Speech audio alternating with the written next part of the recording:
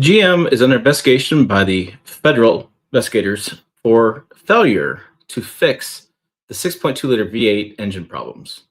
Now that sounds like quite the statement, but is it?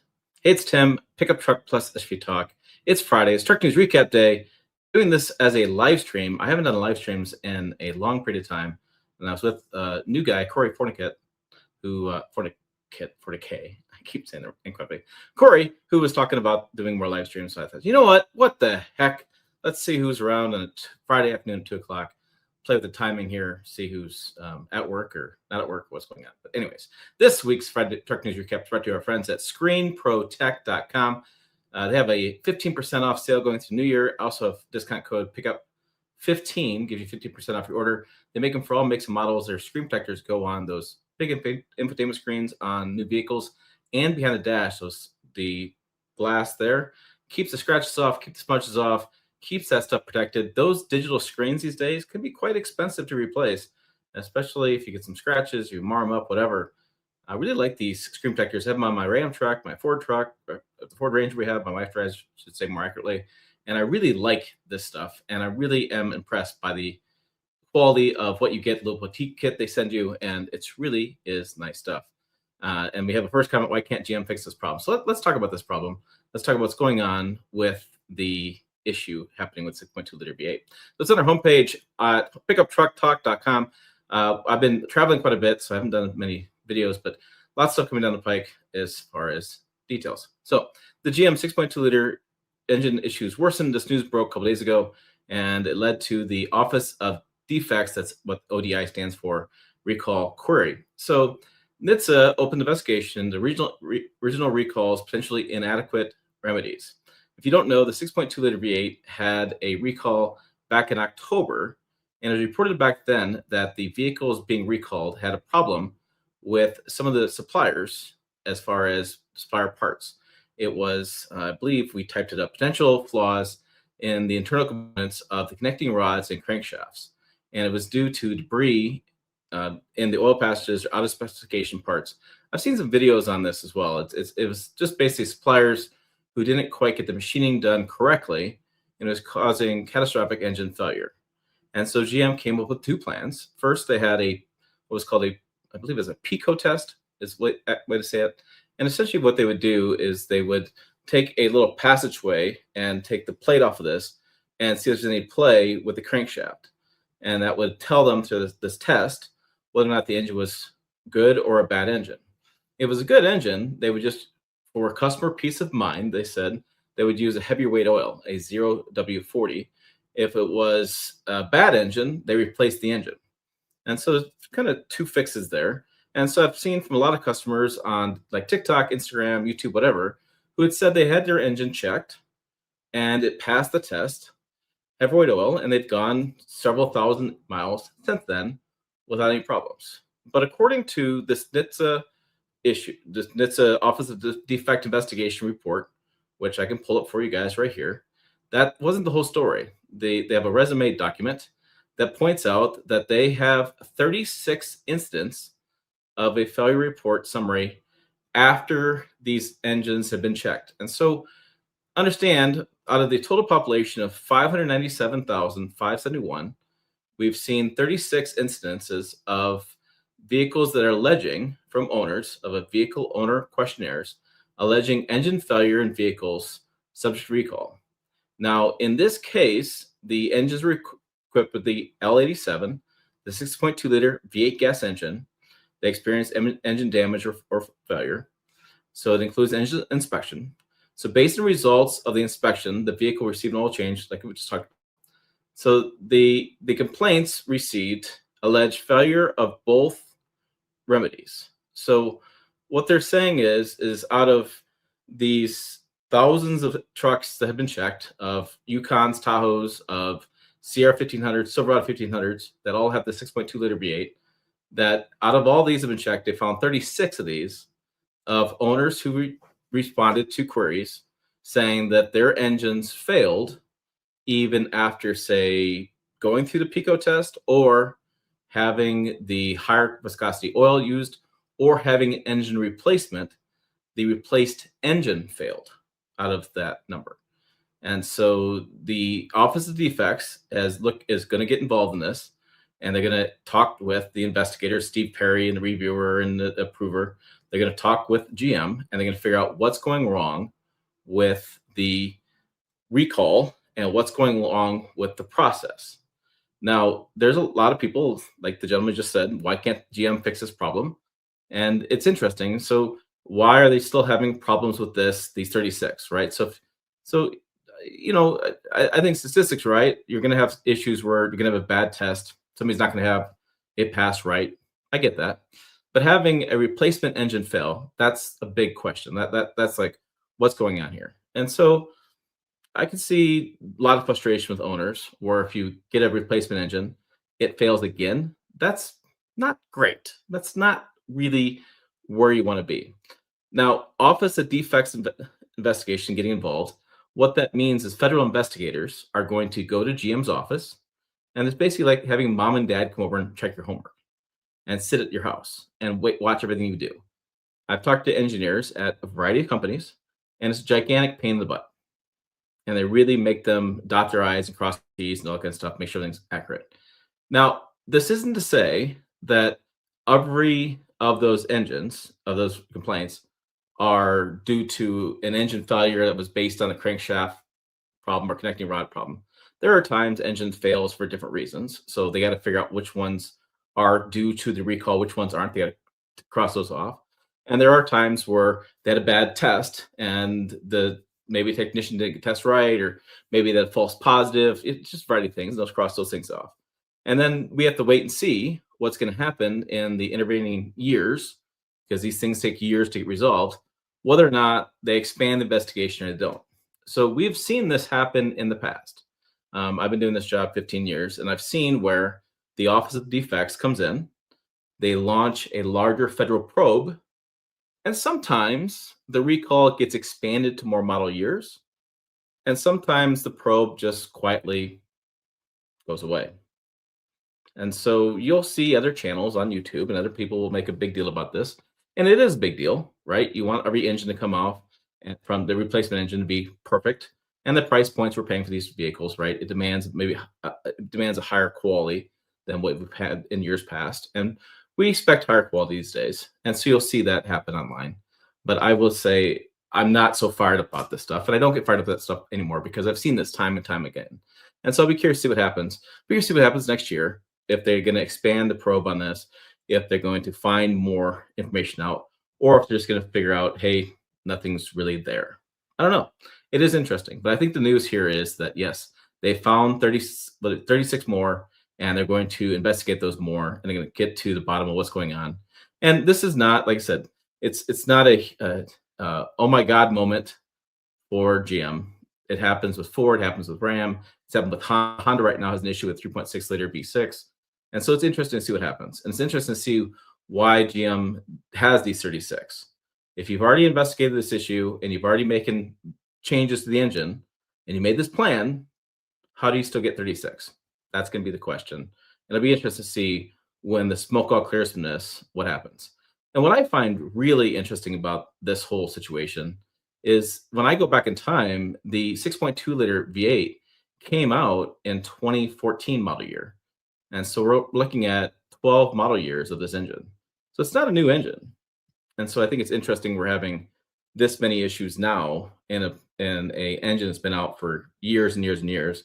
And I know a lot of people will say, V8's where it's got to be reliability and all this kind of stuff. Now we have this issue of this V8 engine. I think GM will have this figured out. When I've talked to other rival manufacturers about GM's issue with the 6.2 liter V8, it's very interesting. You get the people online who pitchforks, who are really upset about this stuff. And then you get the people at rival engineers who are like, it's GM's turn. Our turn was a while ago. We'll get it again. So it's really bizarre. It's really bizarre when you talk to these people because, they know that invariably it's human nature that something's going to happen along the line. And if you're one of these 36 affected owners, it sucks. And I get mad at these engineers. And it's like, why are you guys playing nonchalant about this? But it's like, what the hell? It's just crazy. There's a question. Was the 36 leaked failures lower than what was expected without intervention? No, I've seen the Office of Defects go in as low as like 10. I've seen them do investigation probes when they have upwards of like 10 failures. So I think any time that there's a recall and then they have failures beyond the recall, the Office of Defects gets involved. So that's kind of the safeguard for owners, right? So it's interesting because it's like if a manufacturer builds something and they say, we're gonna build this new vehicle, and then at some point they have to recall it, right?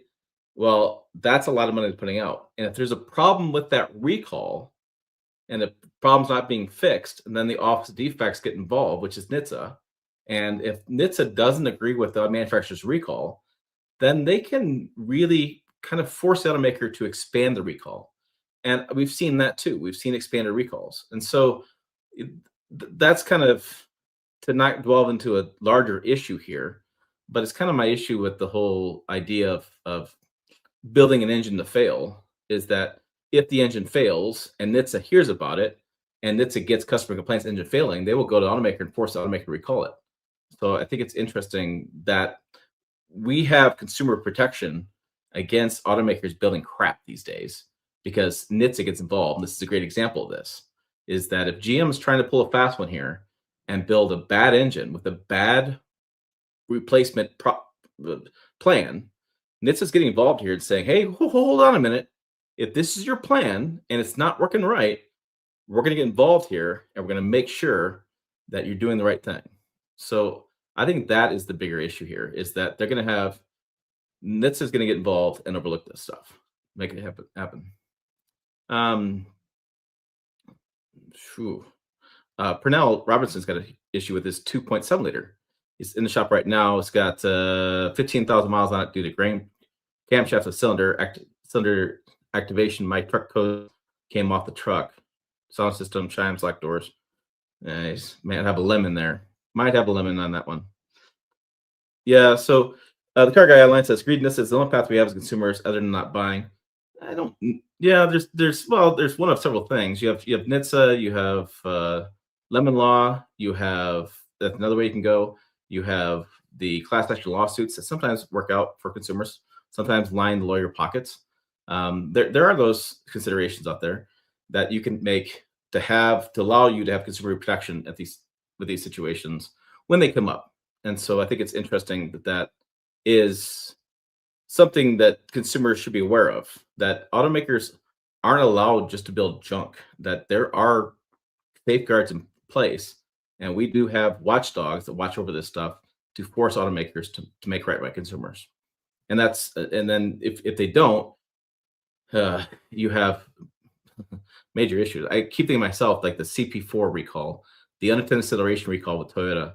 These were massive. The Takata airbags. These were massive recalls that were forced by the government or they were forced by manufacturers that spent millions, if not billions, total to have the things be fixed. So there's a lot going on there with that. Office of Defects get involved, and again, just because the Office of Defects gets involved, I just want to caution people on this.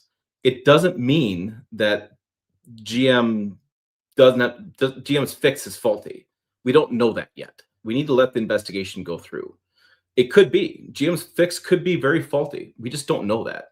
And again, I've seen these Office Defects investigations come in, and sometimes the probe gets expanded, and we have a large recall. Sometimes it goes away. We just don't know. Um, yeah, yeah. So and there's recalls for. He says this gentleman has 2016 Ford Escape for the backup camera. I got to tell you, there is not a manufacturer right now that's not struggling with backup cameras. They are all struggling with backup cameras. Water gets intrusion, software updates kill the backup cameras. It's a huge issue. Backup cameras are federally mandated safety equipment, and it's causing all sorts of problems. So backup cameras are it's bad. And I'm surprised my wife's Ford Ranger has not had a backup camera issue. It's a bad backup cameras are. I could do going on about those, but yeah, backup cameras big issue. Um, Yeah, this is the $1 million question. So why change the lightweight oil to a heavier one? That the lighter was so good and not an issue for engines. So we're going from lightweight oil to heavier weight oil, and I think that GM opened up Pandora's box with this because they talked about going with a heavier weight oil. They talked about it from, say, customer peace of mind. What I find really interesting about this is that it's only on the affected engines. So if you're one of those model years of the affected engines in the recall, you're going to go to 0W40. If you're not part of the recall, you're still going 0W20. And if you go back to 2014, when the 6.2 liter V8 came out, it was 0W20. I think GM made a mistake because now they created that question.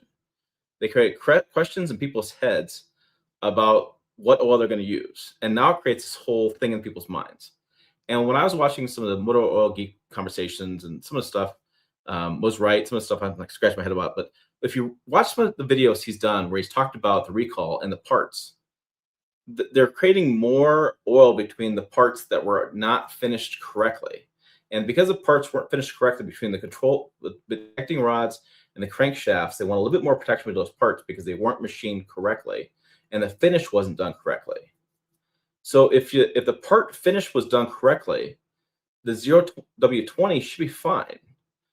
But there's concerns that even though the engine passed the PICO test, that the machining may not have still been right, and they want to put the heavyweight oil to get more protection between those parts, because again, the supplier screwed up the spec. So that's the reason that I've understood by digging deeper into this stuff and reading the recall remedy notes. So it is interesting though when you create that, open that thought process on that about what's going on. And so and then there's the question in people's head where it's like, I've had GM vehicles over the years without issues, want to buy 2027, but now I'm thinking about the Gen 6 engine and wondering why they do not have better quality control. Is it a quality control issue? Is it a supplier issue? So if you remember last year, it's January, everything's last year, right? Sorry, my little joke. If you remember last year, remember Ford's oil pump? It was an oil pump. I believe it was an oil pump. It wasn't a water pump. It was an oil pump issue on some EcoBoost engines. And I bring this up because it was a tier 2 supplier that was supplying the oil pumps parts that went into the oil pump, but they were having problems because the oil pumps were failing. So Ford went to the oil pump supplier and they did some analysis, looked at stuff, everything's fine. They went back, did some testing, it failed. Went back to the supplier, everything's fine. It turns out it was a tier 3 supplier who couldn't manufacture the parts to spec, said screw it, sent the parts to tier 2. Tier 2 was like, looks fine to us. They put it in the parts and they shipped it on to tier 1, put it inside in the engine. So is it really a GM quality issue? Or is it the supplier issue? They finally tracked down the supplier problem. So I think it's interesting. So it all goes back to GM, right? It's all GM's fault. It has to be. The buck stops at GM because that's how you guys know this stuff. It's got to be GM's problem because it's GM's name on the truck. But it goes back to who it is. So the question is, do we have too much information? I think that's part of it. So yeah. So Car Guideline says don't do the supplier thing. That's just passing the buck. He's saying, well, you can't do that. It's got to be GM supplier. It's got to be GM's responsibility. Can't be anything else. So it is interesting. So if they can't build a supplier, build your own crankshafts. Impossible. There's no way GM can possibly build their own crankshafts. It's like the guy you had on who was talking about working at Delphi with the wiring. There's no way in the world GM can build their own wiring. No way. Not happening. You think trucks are expensive now? Good luck. Go build the wiring. I lived in Michigan while Delphi was in operation. That stuff is expensive. The payroll is expensive. The costs were expensive. Not happening. So it is interesting. So from you guys' standpoint, you're like, it's a GM problem. GM's got to fix it. Ford had to fix it. Ford had to go back in time and fix it. But I think we have too much information online. That's the problem right now. We have too much information, and it's coming down to it's a supplier issue. So it's GM's got to get better at quality control with suppliers. That's how I see it. GM's got to get better quality control with suppliers, and suppliers got to do a better job. And with how many part suppliers there are in new vehicles, do you know that the infotainment screen on your new truck. The screen itself has like 15 different suppliers that work on that one screen. Yeah. There are a few key parts to engine transmissions would not be blow the cost out to have reliable powertrains. There's a lot more than that. So looking at the homepage on pickuptrucktalk.com, so we have more on the truck news recap. I talked to Ram CEO Tim Kuniskis, had an interview with him, and we talked about a variety of things. We talked about quality, right? So what happened with quality with Ram trucks? If you recall watching the JD Power information, which I found fascinating, he brought up, he actually watches JD Power information. I know a lot of people online will say JD Power is bought. You bought the rankings, you bought the stuff. That's not the truth. Automakers want the data from JD Power. They don't want to pay for it. He's like, why would I pay for it? That's stupid. I don't want to pay for that. Be number one.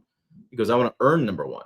I want to look at the data and get information, and I want to learn where my faults are and be better at what I'm doing. So I asked him, I said, will truck prices ever come down? Will not just incentives. Will the MSRP of trucks ever come down? This gets to the car guy's question. He said, no, obviously not. They'll never come down. Why? He goes, I have input costs. I have input costs of labor. I have part suppliers costs. I have transport costs. I have costs of doing business. He goes, I can't just reduce my truck prices because my input costs are higher. Everything since COVID has gone up. So I can't just make truck prices go down.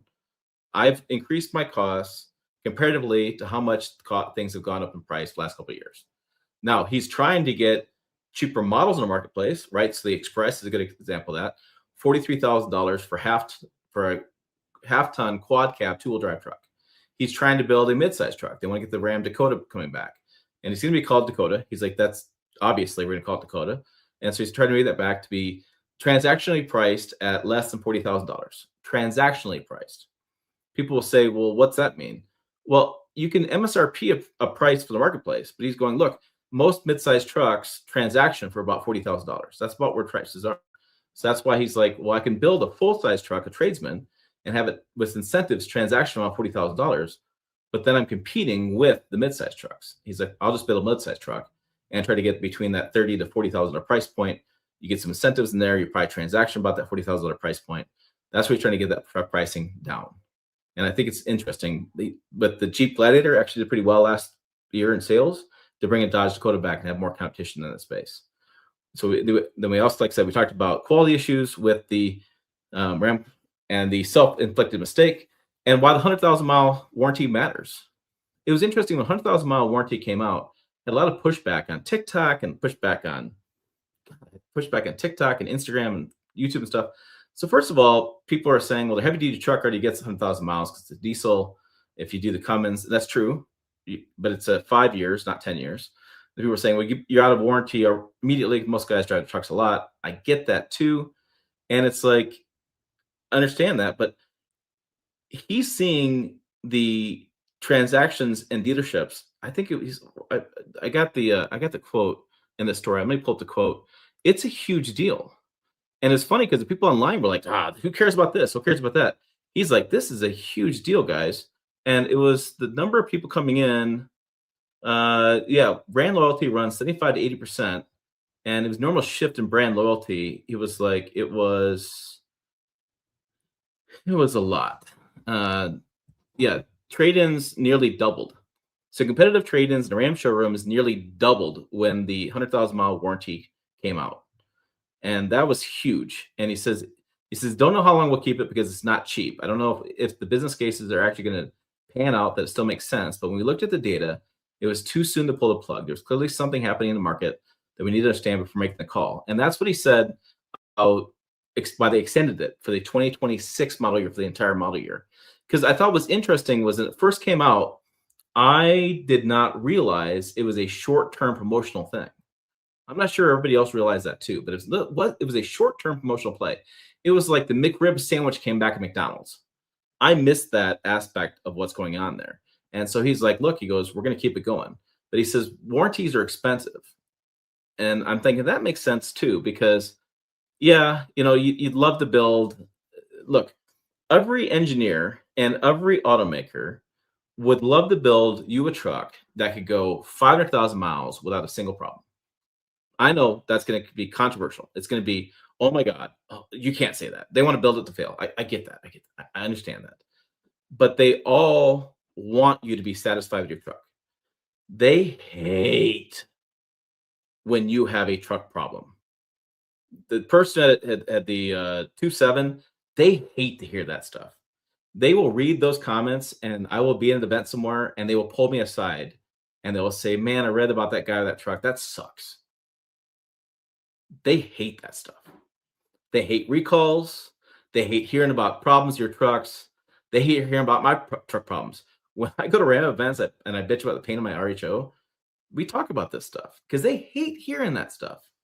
They want happy customers. They're a company, they're in business to have happy customers. And with brand loyalty at 75 to 85%, when you piss off a truck customer, as Tim Kaniska said, you may not get them back. So let's say you pissed me off, and now I don't like Ram trucks. My RHO, let's say it dies. The engine dies. Let's say I have a bad experience. They won't cover the warranty. I got to go 9 months without the part. Insert your horror story. Let's say I hate Ram trucks. Well, first of all, I have a big platform on YouTube, right? And I have a big platform on the website kind of stuff, right? So I'm going to talk all about how much I hate Ram trucks. You guys are going to see all the videos about how much I hate Ram trucks. I'm going to tell my kids how much I hate Ram trucks. I'm going to tell my neighbors how much I hate Ram trucks. I'm going to tell everybody in the world how much I hate Ram trucks. And then I'm not going to buy one. My kids may not buy one. It may be my grandkids who buy a Ram truck again. Do you know how expensive that is for an automaker like Ram to go through that process because they have a truck that's not very well built? That's an enormous amount of money. That causes them a lot of money. That's a huge issue for them. And so that's a big problem. And so that's why all of them come to me and they're like, man, you have a problem. Let's talk about this problem. Let's get it solved. Especially for me, but also for like you guys. I get emails all the time from frustrated customers. And I do try to help them out. I try to, give them the resources. I try to, if I can help them expedite with customer service complaints, I try to do that. If I can go up with a better dealer, I try to do that and try to give them the resources they need because automakers don't want upset customers. It's bad business. It really is. So it's interesting when he makes these comments and it's like, yeah, warranty is a big deal. People like warranties. People like longer warranties. People like to know that they're getting something for their value for the money. And they would like cheaper trucks. And you looked at stuff, if you remember 2 years ago, with the UAW strike, they got a big raise. We had COVID, artificially raised prices. We had transportation problems that artificially raised prices. Remember the transport companies went under because they weren't delivering vehicles. There's a lot of mom and pop companies. That's problems. We have a Ford Maverick review on a hybrid all-wheel drive. Other things going on. We still have the Consumer Reports least reliable full-size trucks. Talked about the Toyota Tundra recall and Consumer Reports least reliable mid-size trucks going on with that. We have stuff going on in the forum. The 6.2 liter V8 talking about that and quality issues, actual management. And I did an interview with some race car drivers. Talk about that in just a minute. And then we talked about loyal trucks with the GM and Ford. I thought it was interesting. The Ford F-150 and Ford trucks overall are the most loyal truck owners.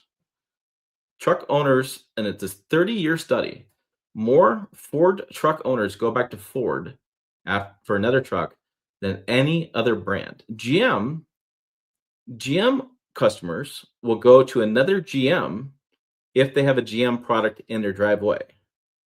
So there's a little nuance there. It's the S&P Global does a study for 30 years. Ford and Carhartt teamed up. I was hoping for a Carhartt code or something. I was at the event, but I was hoping for a discount or something. I didn't get anything. I was like, damn it. And a few reviews and then the features and everything's going on the website and some gear stuff, lots of gear stuff. All right, so let's talk about what's going on the forum. Again, lots of good information going up here. I spend a lot of time on our forum. If you're not on there, I like being on the forum. It's fun. And then on the YouTube channel, I'll go to our YouTube channel, see what's going on with the videos, answer more of your questions. So Corey and I were we're at Death Valley this week, driving the Ford Explorer Tremor. We'll have a video for you on the 29th, which I believe is next week. and we have some details on how that drives and how we put the Ford Explorer Tremor through the paces that the Ford Bronco should have gone through. Really impressed with what they had us drive over with the Ford Explorer Tremor. Yeah, I was really, really impressed. All right, so it's going all the way back here. We had the cylinder activation with the this is last week's truck news recap from Corey. I had Nissan Frontier Ford Ranger, and then we had the Bronco RTR, which was interesting. It has a 2.3 liter four-cylinder in that, and a lot of people were poo-pooing the four-cylinder in this. It's interesting because Gittin Jr. Vaughn Gittin Jr. is the off-road racer who's behind RTR, and he actually told me he prefers the four-cylinder in this truck because it has better weight balance in that truck. And it's interesting. A lot of people immediately came up with reliability issues with the four-cylinder, and I'm confused by that. Von Gittin was confused by that. We were all just kind of at the event. I mentioned it to a few other people, and we are just confused by the thinking online about that. I'm not sure why people think the four-cylinder's got reliability issues. I may have to dig into that. I have one in my Ford Ranger right now, and it's fine. Like, I don't have any reliability issues with that as far as concerns in my head. We have the towable Honda base station. Yeah, Honda is actually talking about doing a camper. Yep, there it is, the Honda camper. And then we have the interview with Ram CEO Tim Kuniskis. Really talked to quite a few things. It was fun. Ram reached out to me to set up the interview, and I immediately responded like, hell yeah. And so I wanted to talk to him about quality, truck prices. I want to talk to him about a couple of things. It's interesting. He watches the channel, which is fun that he watches. And the opening video, I asked me, I said, I'm glad you're a fan of the channel. He goes, I'm a fan as long as you don't talk shit about me. So that was really funny. And then we had the Ford 14s Carhartt. And then I interviewed three drivers, and we decided to put them together in one video. I'm not sure if that's the right thing or wrong thing. Clearly, it's the wrong thing for views, but I just it was interesting. I did as much research as I could and did the best I could. I'm not used to talking to NASCAR drivers. So Lane Riggs is a NASCAR driver. Majeski is a NASCAR driver. They're both running the truck series. Ty Majeski is he's the 2024 NASCAR Truck Series champion. I swear to God, he reminds me of Tom Cruise in Days of Thunder. He's got to be the same height as him and the same size as he is, as far as weight and everything. He just looks the spitting image of what I would envision Tom Cruise looks like.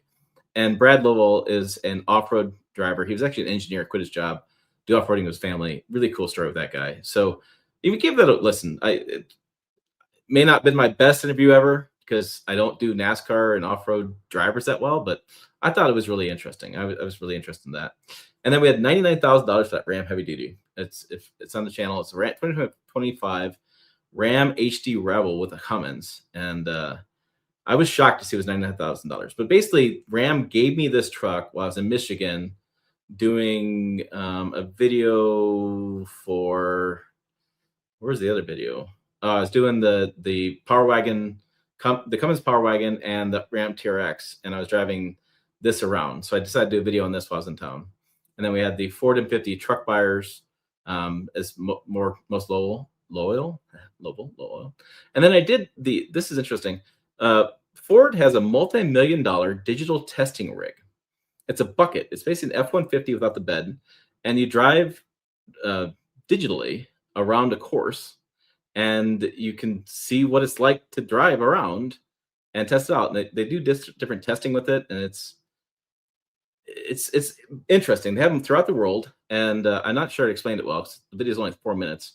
I guess I should have done longer videos, but I didn't really have a lot more to say about it. Just very interesting setup. And then I had a video about these new trucks selling like crazy. It's for members first for tomorrow. So those details for you.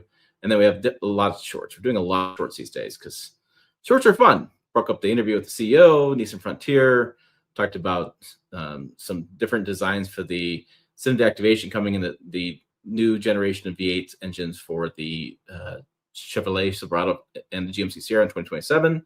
And then we talked Tacoma 6-speed, and we have a new gear review for the X-Bed Mega Mat Duo. It's a bed you sleep in your back of your SUV or truck. So that was the news that was for Truck News Recap. But I want to see what do we have for comments? About 80 people on today. Maybe 2 o'clock's the sweet spot.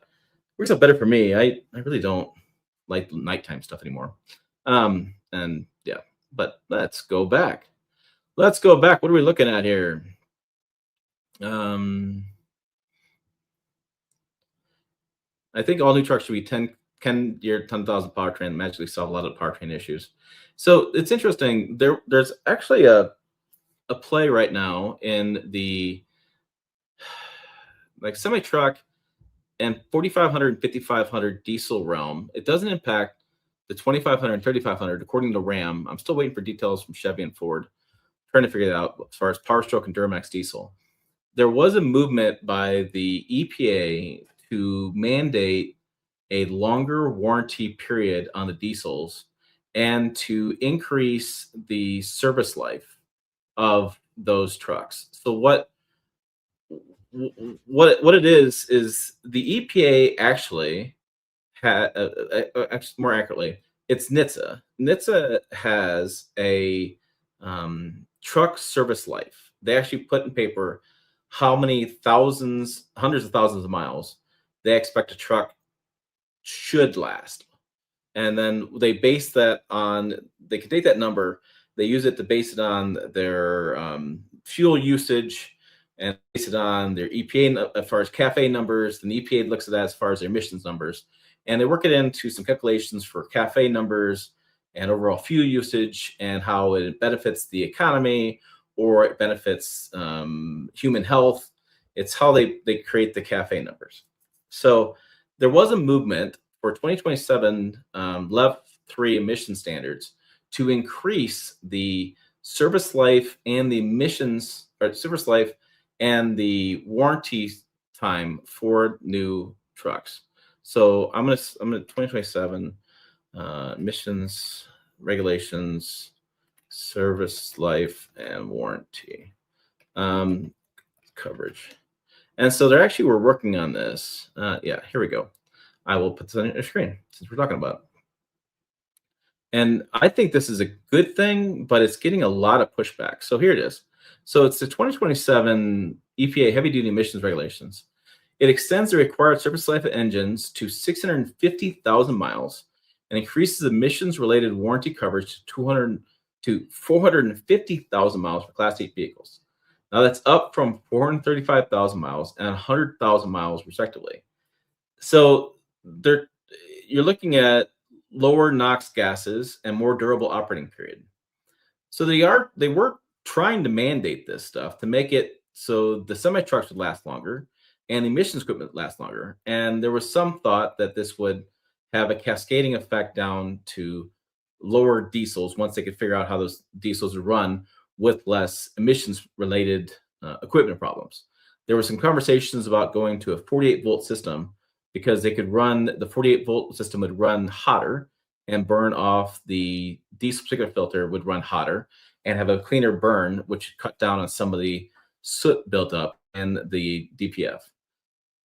So that was an improvement in the warranty, which I think was a good thing for all consumers. The challenge, though, was that the Class 8 semi-truck buyers were really concerned about this as far as increasing costs of new equipment.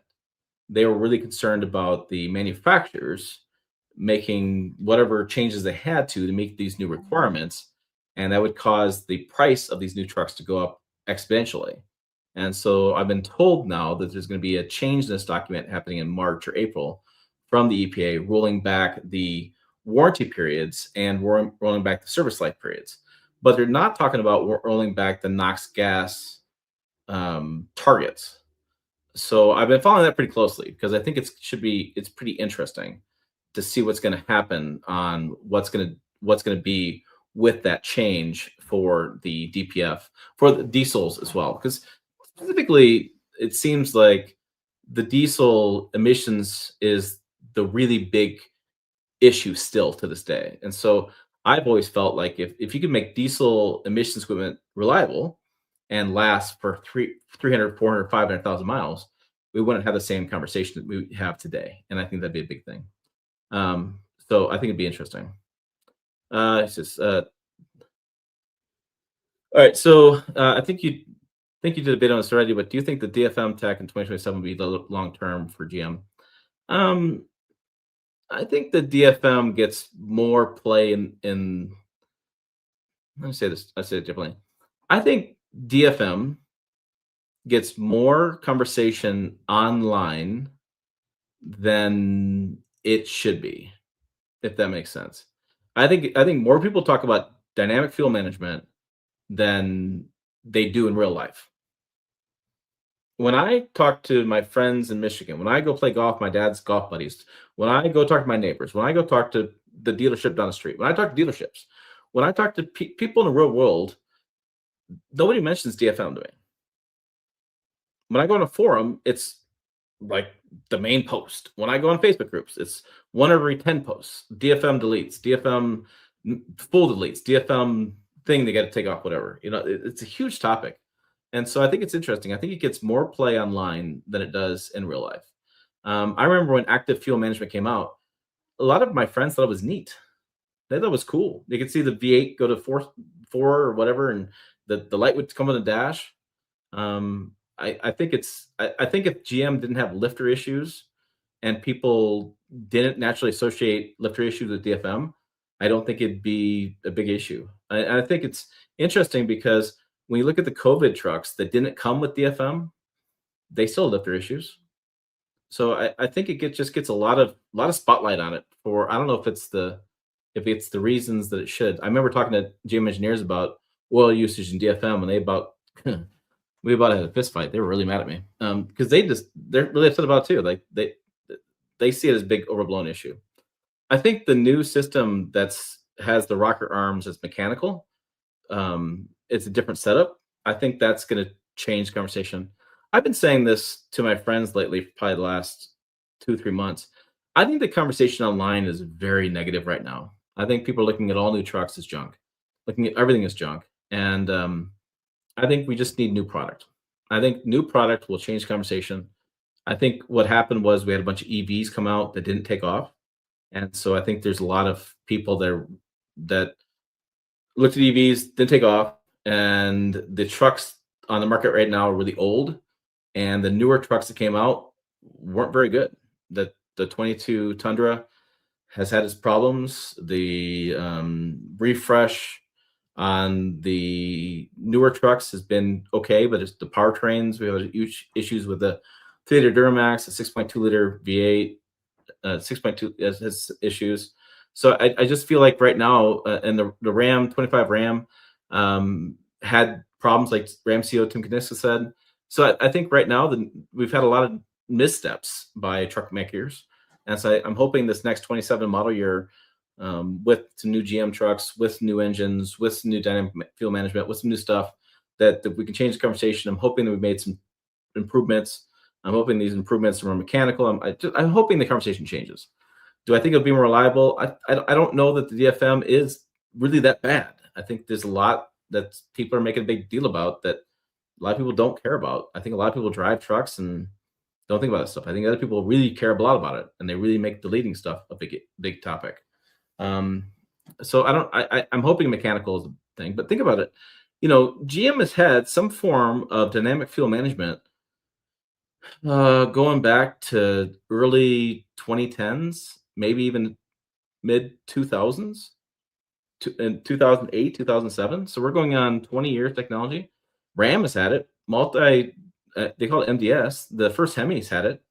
They've had it going on for 20 plus years. So I think the conversation that people have said, well, we just need to get rid of this stuff away, just get rid of it completely. Well, it's been 20 some years, and Ford has it now too. So you can't buy a V8 in the marketplace right now that doesn't have it. And I have a video dropping tomorrow, but talking about this a little bit more. But the truck that didn't have it, the Nissan Titan that didn't sell. So I think if it was that huge of an issue, people would have bought the Titan. Maybe, I don't know. Things I just in my head think about stuff. What have you heard about 3 max thrust bearing failures? Failures stopped the motors being produced late 2025. I haven't heard anything lately. I've haven't heard anything lately. I haven't seen anything lately. I don't always hear stuff as far as people calling me, whatever, hearing. But I've been on a lot of Facebook groups, been a lot of checking my emails, checking stuff like that. Haven't heard a whisper since I posted the video. It seems like there was a moment in time where a bunch of them were failing. Technicians talking about the stuff. There was a bunch of Facebook posts about it, and that's been several months ago, and I haven't heard anything since. I haven't heard anything since at all. Um, and I think that is the um, yeah, yeah. That's what I'm saying. That's my point. They the trucks and so the car guy says they'll still have collapsible lifters, the COVID trucks. I agree. The trucks still have collapsible lifters. So what I'm saying is I don't think you can pin DFM on collapsible lifters. I think the the correlation there doesn't make sense. It just doesn't. If every truck with DFM had lifter failure 1-to-1, I think you could pin those systems together. And I think if active fuel management caused lifter failure, you pin that together. But when you have trucks that don't have dynamic fuel management that still have lifter failure, I just don't see that as a 1 + 1 = 2. So I want to go back to the 3-liter Duramax with thrust bearings. I hate that about my job. I hate the fact that I never know if something's been put to bed, like something's just finished, because I never know. All I can tell you is what I hear, what I don't see anymore. And so we have these periods of time where something becomes a big issue, right? So GM 10-speed, car guy knows all about this. He did a lot of videos about this last year, right? GM 10-speeds, we had a valve body issue, valve bodies were failing, and now we have January of this year, and I don't hear nearly as much, right? I think I heard something the other day from one person, right? We have these periods of time where it sounds like this is a big issue, and people get in their heads, big issue, and then they don't seem like it never changes in their head.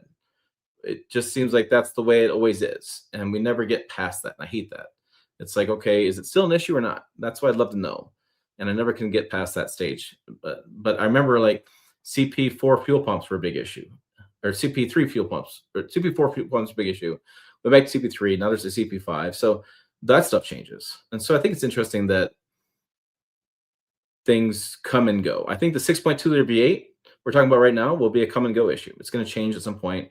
Again, the engine's been out for 12 model years. It has a period of 2 model years. We've had an issue. The ODI is getting involved. The office defects getting involved, and they'll investigate. Issue will be put to bed at some point. Why? There'll be a new engine coming out.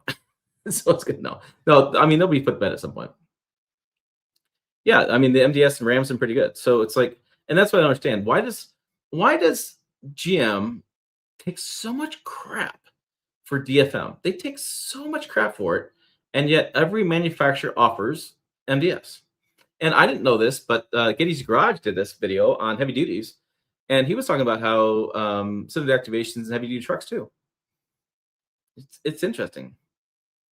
Yeah. Yeah, it's why you see 6.0 liter with 500,000 miles, not many DFMs without top end rebuilds, 200,000 miles. I don't know. My neighbor's got a $200,000 truck, 200,000 mile truck next door. Yeah. 6.2 launched in 2019, not 2014. I thought I looked it up. That was a Vortec in 20. I looked at the press release. The press release in 2014 said they're launching the new 5.3-liter and 6.2-liter Ecotec 3 engine. The 6.2 was the Vortec. I could be wrong, John Morris, but I looked up the archive press release on GM's press room, and it talked about the 6.2-liter V8 Ecotec 3 was with a 0.0 W20 oil launched in 2014 model year, replacing the Vortec that was launched in the Vortec engine was the family before.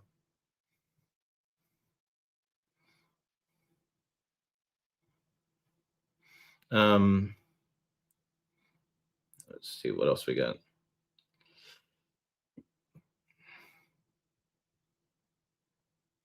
They take a lot of crap because their lifters fail later in life. I think the lifter issue for GM is a lifter problem. I'm not sure if it's that. Most of the time, it's not the MDS system itself; it's lack of sufficient oil getting to where it needs to go. And I did ask GM engineers about oil once, and they were really upset about that too. But I think it's interesting in the patent. If you haven't seen the patent, I should pull the patent up for you guys. The patent for the GM lifter is a very interesting patent, and which just kind of cracked me up. Well, so it cracked me up because two things. So first of all, I did this video, and I did a video on this patent, and the first, I guess we did a short video on it for like TikTok, and the first comment was, um, "It already failed," and I'm like, "It's a freaking patent, man. It's not out yet," but people already assume it's terrible, and I'm just like, wow, we're at that point where we already assume it's absolutely terrible. Oh, I photocursey Toyota. That's wrong. I need to update this story. I put the wrong caption. Whoops. That's what happens sometimes. Mistakes happen. So it is interesting. This patent, they talk about how there's an oil passage here and how it uses less oil from the engine to make this system work. And so I found that statement interesting because a lot of people, like the gentleman pointed out, think that the MDS system or the cylinder activation system, DFM and GM, robs too much oil from the engine, which um, starves the lifters and things, and causes lifter failure and causes engine problems. And so it's interesting that they talked about in this system itself, it uses less oil. So I'd love to know more about this, and I will know more about this when it launches, if I can talk today, and get to talk to engineers.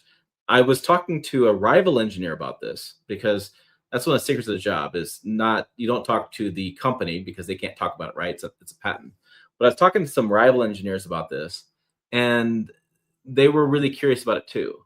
So they were reading through it, and it's looked to them that this was simply a simpler and cheaper version of cylinder deactivation. And I'm not sure what they mean by cheaper, but maybe mechanically it's different, or I'm not sure what they mean by that. But I was trying to get some ideas as far as what their thoughts were on that. And oh, and by the way, car guy, the Ford 3.0 liter has only had cylinder deactivation now going back 2 years or 3 years. So I think time will tell whether they fail later in life. I don't think they're enough of a. I don't think they've been out long enough. So let's let them wait. I think we need more of a we need more trucks to gain more miles. So yeah, I think it's interesting that information. So yeah, it's very interesting. Would the consensus be on the 3-liter Duramax diesel to be safe to buy and order in March 2026? I think so. Um, I, I so what do I want to say? There's always things to say as far as there's a problem with the engine. There was a problem with the engine. People aren't talking about it anymore.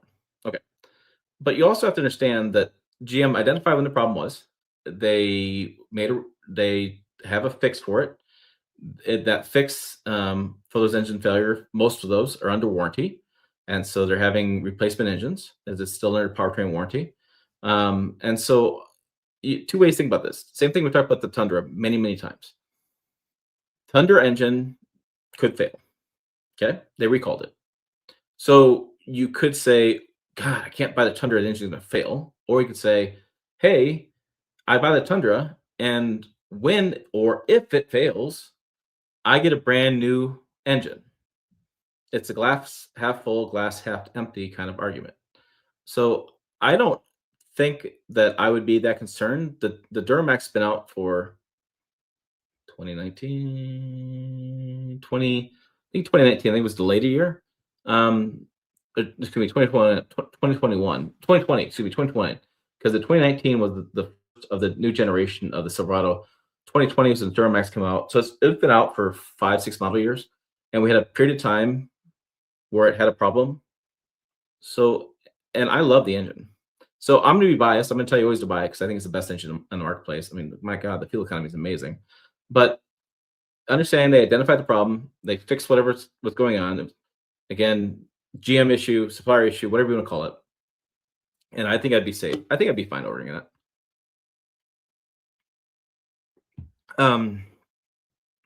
Yeah. All right. I think we answered all those questions. Well, that was fun. 86 you guys on. Maybe we'll do more 2 o'clock live streams. 2 o'clock Mountain Time, 4 o'clock Eastern Time, 1 o'clock Pacific, and who the hell knows in Hawaii? Maybe I think in Hawaii. It's currently 6 degrees here in Nebraska. It's a snowy day. We finally got some snow. It had gotten pretty barren around here, so looking forward to that. But I think I'm gonna wrap this up. I listened to this on the podcast, if you will. We do have a new Patreon page. People are subscribing to that and kicking in a few bucks for the whiskey stash or paying for new equipment or whatever they want to pay for. That's been fun to get a few dollars there. But yeah, really, thank you guys for hopping on today and following along. I'll try maybe to do some more of these truck news recaps as live streams. Kind of fun. Haven't done these for a while. But make sure you check the website at pickuptrucktalk.com. As always, thanks for watching. I will see you down the road.